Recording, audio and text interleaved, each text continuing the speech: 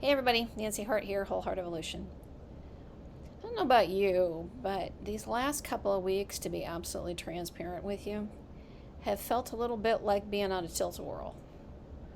And if you know anything about me and county fair rides, tilt-a-whirls and things that also spin you at the same time do not do a whole heck of a lot of good for my stomach. Um, and sometimes finding a way forward, finding a way to find steady ground, can be something of a challenge. I know it has been for me. And I'm engaging in the practices that I often offer to you. I'm breathing a lot.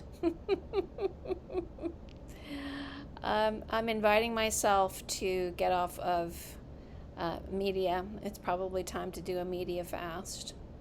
And I got some support today from my favorite Daily Flame, which I'll share with you in just a moment, and wanted to offer it to you as an opportunity to think about what kind of choices you might be making, you might be facing in terms of what's showing up in your tilt-a-whirl, if that's actually what's going on for you. Some of us are just moving along and transitions happen, and some of us, maybe a lot of us, are feeling the tilt-a-whirl. So if that's you, like me, I'd like to offer you a few ideas. Here we go. And again, it's from Daily Flame by Dr. Lisa Rankin. And she again speaks in the voice of the inner pilot light, which is her way of speaking into infinite intelligence, our intuition, that spark of divinity within each of us, however you like to refer to it. It's not so much about the name, but the connection to that energy.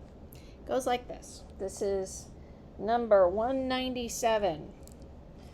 Inner pilot light says this: Dear one, there are three ways you can live life. Through door number one, you can always play the victim, winding your way through life as one misfortune after another plagues you, never claiming your part in anything that happens, always blaming and shaming others. And let's just say, sidebar, all of us, and I mean all of us, are just one breath, one thought away from that. So don't go heaping blame and shame on yourself if you find yourself there, okay? Going on. Behind door number two, you can take too much responsibility for your part in everything that happens, cutting others far too much slack, failing to set boundaries, and neurotically tolerating things that really aren't okay with you in the name of, I'm so spiritual and compassionate. Yeah, it's a bunch of horse hockey. I know. Boundary setters, yeah, I hear you. Or you can choose door number three. Behind door number three, you don't stay stuck in your victim story, milking it for decades, revisiting it constantly, failing responsibility for how you participated in the creation of the painful experiences. You let yourself grieve, get angry, set boundaries, and establish consequences without spiritual bypassing, meaning you feel your feelings. Some of us who aspire and espouse what might be considered more of a new thought kind of practice, if you will, sometimes just want to skip to the end. Actually, I think it's a human thing. Most of us just kind of want to skip to the end. And the answer is, you really can't. You gotta feel your feelings. Well, God is a strong word, but I think we're best served when we do, because there really isn't any spiritual bypass, or it comes up a whole nother way.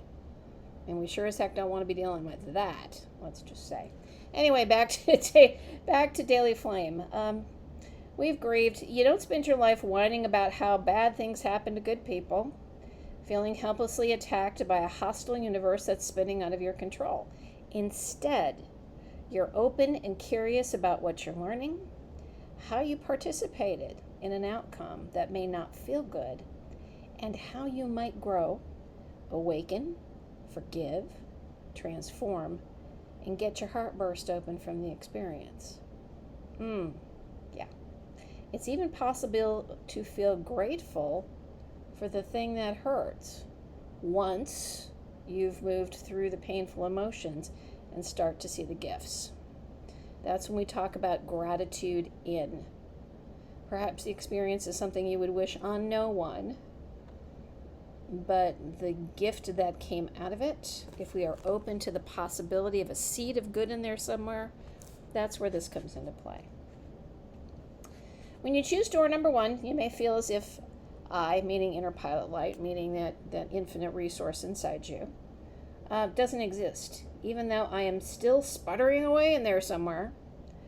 When you choose door number 2, you miss out on the heat of my fiery flame. When you choose door number 3, you are held and loved when you feel like a victim. You're open to the fire in your belly that shows you where your hell no lives. And you open the rabbit hole to the great mystery of curiosity, humility, personal responsibility, surrender, and attunement to divine will, aka being in alignment with the infinite.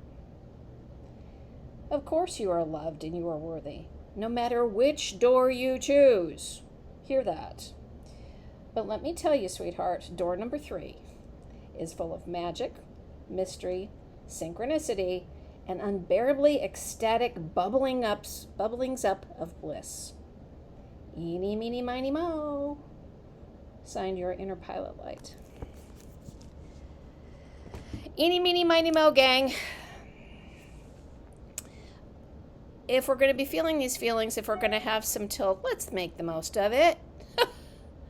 And find a place where we can ground ourselves, because perhaps, at least for me, that's the most uncomfortable part of this all. And remember, blaming and shaming of self is not invited here. A healthy dose of compassion is. And personally, I'm inviting myself and all of you to door number 3. So that's it for this week. It's Nancy at wholeheartevolution.com. Reach out, let me know how you're doing.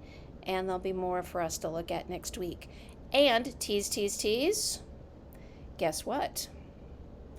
Yours truly is Announcement, a featured author, and a new anthology of stories coming out. It's going up next week. More email posts about this later. I'll talk to you later, guys. Take care. Bye-bye for now.